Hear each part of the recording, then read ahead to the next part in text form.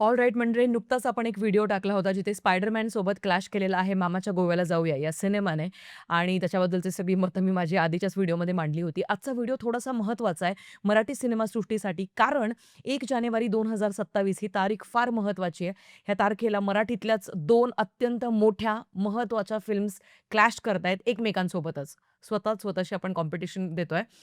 पहिला सिनेमा आहे खाशाबा, दुसरा आहे झिम्मा 3.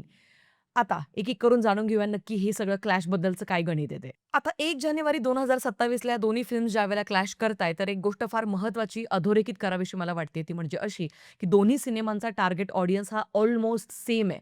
म्हणजे जवळ-जवळ 90% सेम ऑडियन्स असणार आहे दोन्ही चित्रपटांचा. त्याच्यामुळे फार जास्त काळजी मला वाटते. कारण माझी जेन्युइनली अशी इच्छा आहे आणि जी मंडळी आपल्या चॅनलसोबत गेली कित्येक वर्षांपासून जुळली आहे, त्यांना माहिती आहे, की पोटतिडकीने आपण प्रत्येक वेळेला हेच यासाठी सांगत असतो, की सगळ्या मराठी सिनेमांचा चांगला धंदा हो. सगळ्या मराठी सिनेमांचं बजेट वाढो आणि अजून जास्त दर्जेदार सिनेमे आपल्या सगळ्यांकरता येवो. त्याचकरता कोणाचंच नुकसान होऊ नये बाबा, ही एक भूमिका घेत आपण नेहमी आपल्या मराठी मेकर्सला विनंती करत आलो, की प्लीज क्लॅश करू नका. ॲट चांगल्या-चांगल्या सिनेमांचा एकमेकांसोबत क्लॅश करू नका. आता खाशाबा या चित्रपटाबद्दल जर का बोलायचं झालं, तर खाशाबा हा चित्रपट लिखित आणि दिग्दर्शित असणारे नागराज मंजुळे यांच्याकडनं. अर्थात खूप मोठं नाव आहे. मराठीमध्ये स्पोर्ट्स ड्रामा या कॅटेगरीमध्ये, या जॉनरामध्ये फार जास्त फिल्म्स नाही बनवल्या जात. इथून मागची जी फिल्म मला आवडली होती ती झुंड नावाची होती आणि ती फिल्म नागराज मंजुळे यांनीच लिहिली होती, यांनीच दिग्दर्शित केली होती. त्याच्यामुळे स्पोर्ट्स ड्रामा ह्याच्यामध्ये नागराज मंजुळे ही व्यक्ती डेफिनिटली न्याय देऊ शकते हे आपल्याला ठाऊक आहे आणि ज्या पद्धतीने खाशाबाचा टीझर आला होता, बाप आणि कडक आणि मजबूत टीझर होता तो. त्याचा रिव्ह्यू माझ्या चॅनलवरती ऑलरेडी आपण अपलोड केलेला आहे. तुम्ही नसेल बघितला तर डेफिनिटली या व्हिडिओनंतर तुम्ही तो चेक करू शकता. आता खाशाबा जाधव ही अशी एक महत्त्वाची व्यक्ती आहे भारतासाठी आणि आपल्या सगळ्या महाराष्ट्रीयांसाठी आपल्यासाठी गर्वाची गोष्ट आहे, की त्यांच्यावरती आता एक सिनेमा येतोय. कारण स्वतंत्र भारतामध्ये पहिलं ऑलिम्पिकचं पदक मिळवणारी ही ती व्यक्ती आहे आणि कुठल्याही प्रकारचे जास्त रिसोर्सेस नव्हते, कोणाचाही जास्त पाठिंबा नव्हता आणि ज्या सिच्युएशन्समध्ये, ज्या सर्कमस्टॅन्सेसमध्ये त्यांनी तिथे परदेशात जाऊन त्या मॅटवरती ती कुस्ती लढली होती, जिथे त्यांना ती भाषासुद्धा येत नव्हती. त्यांनी काय-काय चॅलेंजेस तिथे फेस केलेत आणि तिथून परत ते ब्रॉन्झ मेडल जिंकून आल्यानंतर सुद्धा स्वतंत्र भारतामध्ये काही त्यांना चांगल्यारीत्या जगू नाही दिलं रे सरकारने किंवा इतरही वेगवेगळ्या प्रॉब्लेम्सने. कशा पद्धतीने त्यांनी आपल्या सगळ्या संकटातून मार्ग काढत ते पुढे आयुष्याला लीड करत होते. ह्या सगळ्या गोष्टी आपल्याला खाशाबामध्ये बघता येणार आहे. त्याच्यामुळे अत्यंत जिव्हाळ्याचा विषय आहे मराठी माणसासाठी, महाराष्ट्रामध्ये राहणाऱ्या प्रत्येक त्या माणसासाठी गर्वाचा विषय, अभिमानाचा विषय. त्याच्याचमुळे हा चित्रपट कुठेच आता याचं नुकसान होऊ नये बाबा, ही एक बिंबीच्या देठापासून अत्यंत प्रामाणिक विनंती आहे आणि प्रामाणिक इच्छा पण आहे यार. आता एकीकडे हाच बायोपिक आपल्याला खाशाबा जाधव यांच्या आयुष्यावर दिसतोय, तर त्याच दिवशी ज्या चित्रपटासोबत खाशाबा या चित्रपटाचा क्लॅश होतोय, झिम्मा 3 त्याचं नाव आहे. झिम्मा 3 म्हणजे काय? तर हेमंत डोमे यांची जी झिम्माची फ्रँचायझी आहे, म्हणजे झिम्मा 1, झिम्मा 2 त्याच्यानंतर आता झिम्मा 3 येणार आहे आणि यावेळेस आता ते कथा पुरुषांची दाखवणार आहे. कारण त्याचं पोस्टर नुकतंच त्यांनी रिलीज केलंय, ज्याच्यामध्ये आपल्याला एक 8 जण दिसतायत उभे.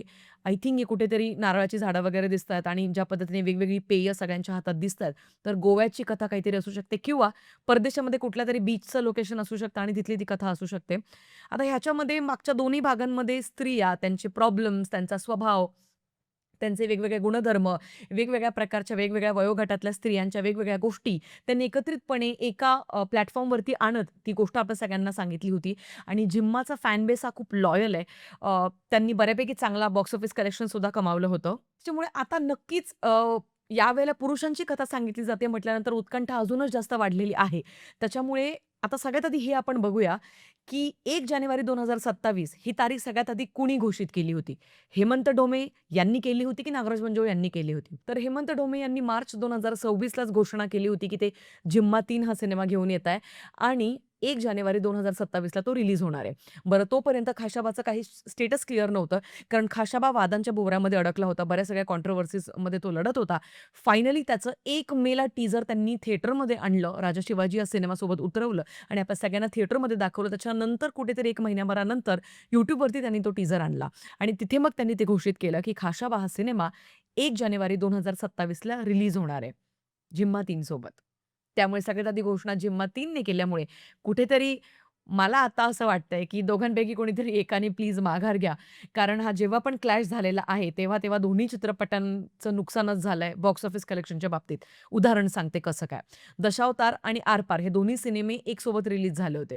बिनलग्नाची गोष्ट हा सुद्धा रिलीज झाला होता. पण आरपार आणि दशावतार हे दोन्ही सिनेमे उत्तम होते. बिनलग्नाची गोष्ट हाही सिनेमा उत्तम होता. पण अर्थात तिन्ही चित्रपटांमध्ये आपापल्या काहीतरी टेक्निकल वीकनेसेस होत्या, काही स्ट्रेंथ्स होत्या. त्याच्यात आत्ता आपण नाही जाणार आहोत. पण हे तिन्ही सिनेमे जर का वेगवेगळ्या तारखेला रिलीज झाले असते, तर नक्कीच त्यांचा अजून जास्त बॉक्स ऑफिसचा गल्ला त्यांनी कमावला असता.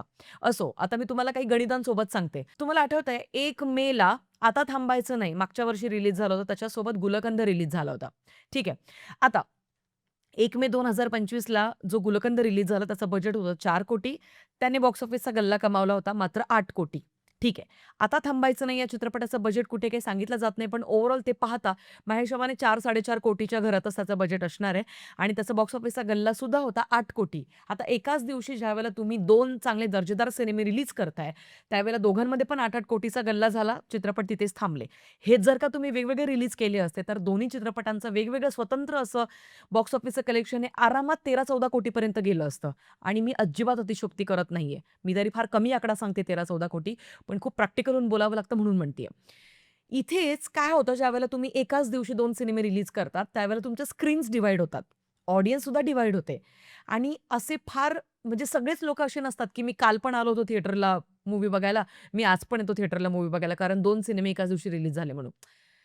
किती टक्के तशी ऑडियन्स आहे? आपण तो विचार करायला हवा. त्याच्यामुळे कुठेतरी मला जेन्युइनली आता असं वाटतंय, की दोन्हीपैकी कोणीतरी एकाने माघार घ्यावी. आता हेच बॉलिवूड आणि हिंदीचं उदाहरण मी तुम्हाला देते. बॉलिवूडकडनं छावा सिनेमा रिलीज होणार होता 5 डिसेंबरला. त्याच दिवशी तेलुगू इंडस्ट्रीकडनं पुष्पा 2 हा सिनेमा रिलीज होणार होता. 5 डिसेंबरला पुष्पा 2 रिलीज झाला. छावाने माघार घेतली. 14 फेब्रुवारीला छावा रिलीज झाला आणि 800 कोटींचा गल्ला कमावून गेला बॉक्स ऑफिसवरती. हा उत्तम निर्णय होता. ही स्ट्रॅटेजी असते मेकर्सची आणि कुठेतरी ही सक्सेसफुल पण झाली. त्याच्याचमुळे मी सांगतेय, प्लीज खूप पोटतिडकीने सांगतेय, दोन्ही चित्रपटांचा चांगला बिझनेस व्हावा, त्याकरता मी सांगतेय, प्लीज एकमेकांसोबत क्लॅश करू नका. एकाच सिनेमाला कुठल्यातरी पूर्ण शोची ताकद मिळू द्या. ती सत्ता तिथे प्रस्थापित करता येऊ द्या आपल्या थिएटर्सवरती. कारण दोन्ही सिनेमे हे उत्तम आहेत, दर्जेदार आहेत. हे आपल्याला टीझर, ट्रेलरवरनं कळतंय आणि त्यांची लेगसी पण आहे. इथून मागे त्यांनी जे काम केलंय, ती लेगसी त्यांच्यासोबत आहेत. रायटर आणि डिरेक्टर दोन्हींकडे पण. एकदम तगडे 2 योद्धा उभे तर फक्त आपापल्या सोबत आपल्याला नाही लढायचंय, इतकंच माझं म्हणणं आहे.